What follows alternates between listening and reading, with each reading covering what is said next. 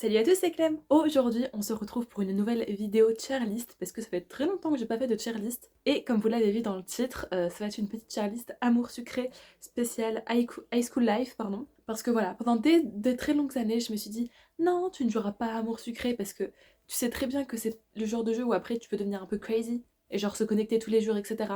Au final, j'ai commencé à y jouer. Et bien sûr que je m'y connecte tous les jours pour avoir des PA, bien sûr. Et tout ça, c'est de la faute de Linka parce que j'ai commencé à regarder ses lives. Et du coup, c'est pour ça que je vais m'aider de sa cheerlist pour faire ma cheerlist. Voilà, comme ça, on est bien. J'ai beau jouer à New Gen aussi, je vais faire que la cheerlist High School Life pour le moment. Parce que je pense qu'on n'est pas assez avancé dans New Gen pour avoir suffisamment de matière à faire une cheerlist. Bref. Mais voilà, si vous voulez d'autres cheerlists amour secret, n'hésitez pas à mettre un petit pouce bleu et à me le dire en commentaire, ou bien même à me proposer d'autres idées de cheerlist sur d'autres univers, peut-être auxquels je ne pense pas. Du coup, je me munis de mon ordinateur et de la cheerlist qui est en face de moi, et on va commencer tout de suite par renommer les catégories. Du coup, nous voilà sur le site de Cheermaker, et je pense que en catégorie S, on va mettre Goat sucré au sucre, parce que voilà, en référence à amour sucré, tout simplement. En cheerlist 1, on va mettre les bébous, parce que je pense qu'il y a beaucoup de bébous quand même à ne pas négliger.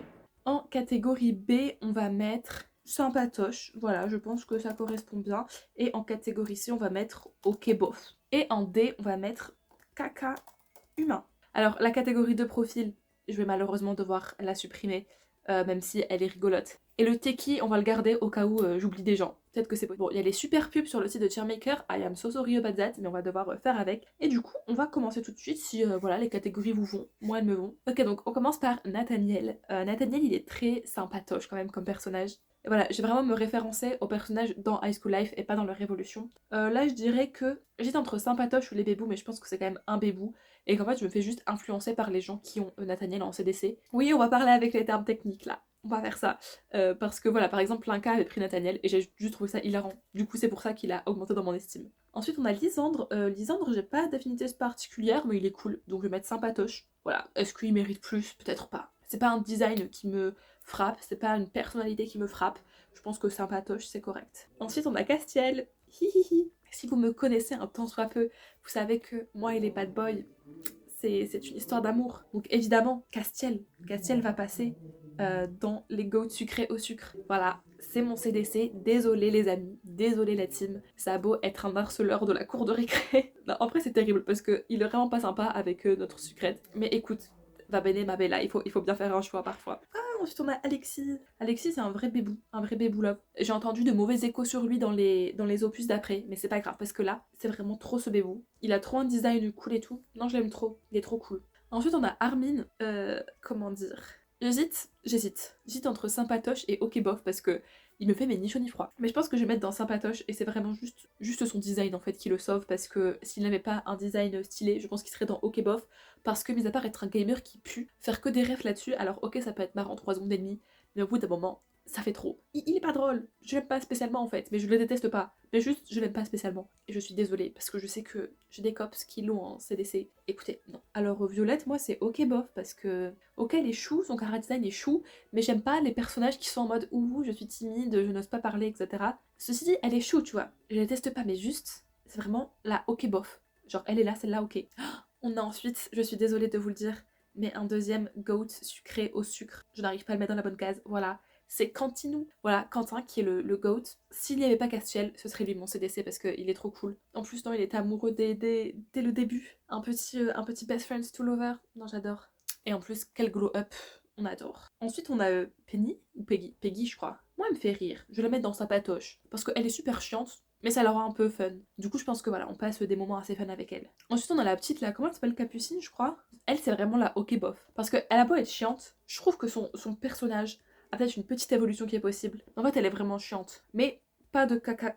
Ah, est-ce que c'est quand même un caca humain? Non, allez, on va quand même la mettre dans ok bof parce que elle a un petit redemption arc, mais attention, je te surveille. Ensuite, on a Mélodie. Elle m'a trop saoulée. Elle m'a trop saoulée. Je sais que c'est une opinion extrêmement populaire, mais au début, pourtant tout le monde l'aimait bien, mais au bout d'un moment, elle est trop chiante, quoi. Qu'est-ce qu'elle a apporté sur la table? Rien du tout, donc zou. Ensuite, on a Priya. Priya dans Sympatoche. Alors, je sais pas si c'est parce que je l'ai pas assez vue. C'est-à-dire que ça me fait pas plaisir de la voir, mais je suis pas mécontente, mais elle apporte du petit fun. Et il faut dire que c'est après la seule option fille de CDC dans la suite. Donc voilà, elle a le mérite d'être là. Et franchement, non, elle est un peu cool, c'est un peu une girls girl quand même.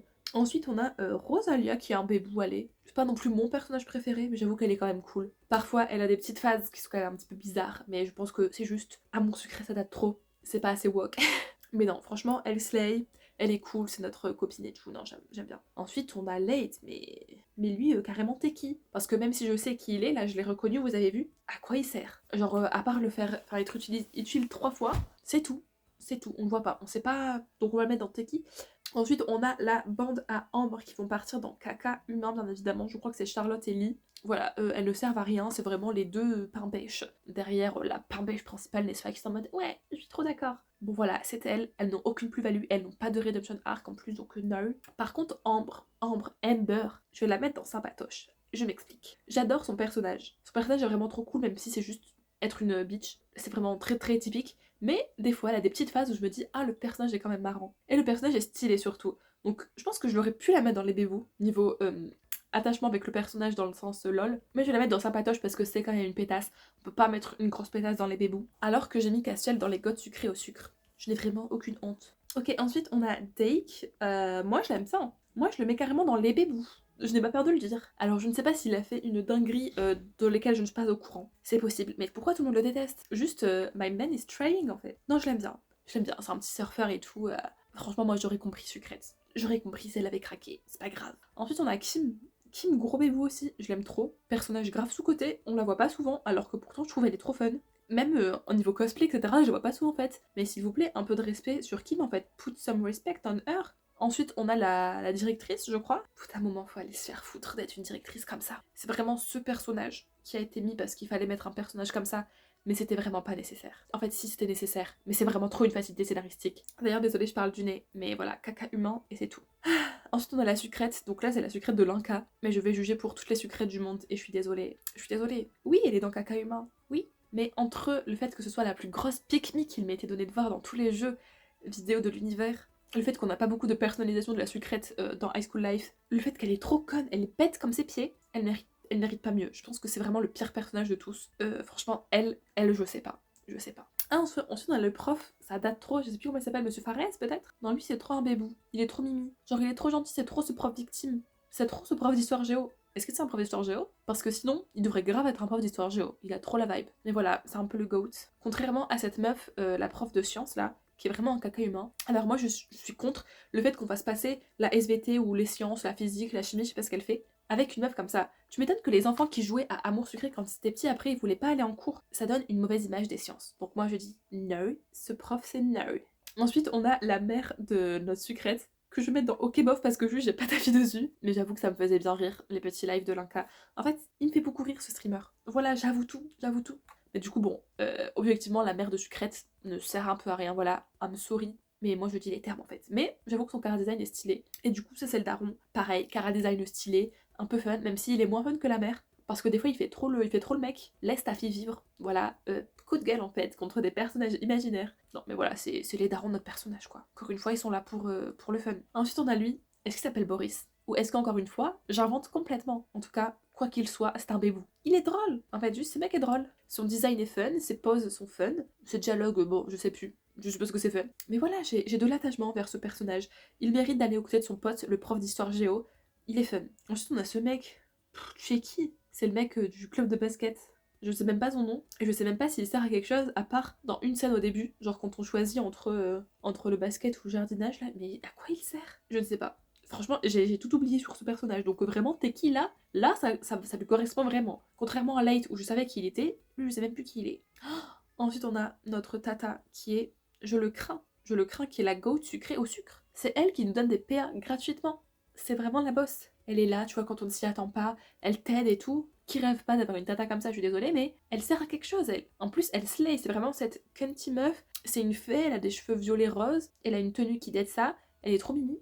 Non, c'est vraiment la boss. Ensuite, on a Iris. Iris sympatoche, j'arrive pas à la mettre dedans, hein, donc voilà. Elle est vraiment un peu oubliable, ceci dit. C'est-à-dire est-ce que quelqu'un dit Iris est mon personnage préféré? Non. Mais est-ce que quelqu'un la déteste? Non plus. Mais elle a le mérite d'avoir une maison dans laquelle... Enfin, chez elle, je me suis embrouillée, je reprends ma phrase. Au moins, elle invite des gens chez elle. Elle a ce mérite-là. Elle a aussi le mérite d'avoir un petit frère qui d'aide. D'ailleurs, son petit frère qui est là, tu vois, on va le mettre dans OK Bof à son âge, Parce que vraiment, quand tu es un gamin de 8 ans, tu casses les couilles à tout le monde. Voilà, qui que tu sois, même si tu es Thomas et que ensuite dans New Gen, tu es absolument ce bébou, là tu n'es pas ce bébou. On te déteste, tu nous saoules. Donc voilà, il mérite vraiment sa place dans Ok Bof. Je suis à ça de le mettre dans Caca Humain, mais j'avoue, je me fais influencer par la suite. Ensuite, on a cette meuf, la fan de Lisandre Nina, Caca Humain, elle m'a saoulée. Le perso est trop chiant. Je suis désolée, mais qui a rigolé dans ses apparitions? Personne. Personne ne la trouve drôle. Et... Ah non. Là, ça m'énerve. J'en parle et ça m'énerve. C'est quand même crazy. Alors voilà, je sais pas trop à quoi elle sert dans l'histoire. En plus, la relation est trop cringe quand même. Parce que Lisandre, il se laisse un peu faire, alors que la meuf, elle a 12 ans.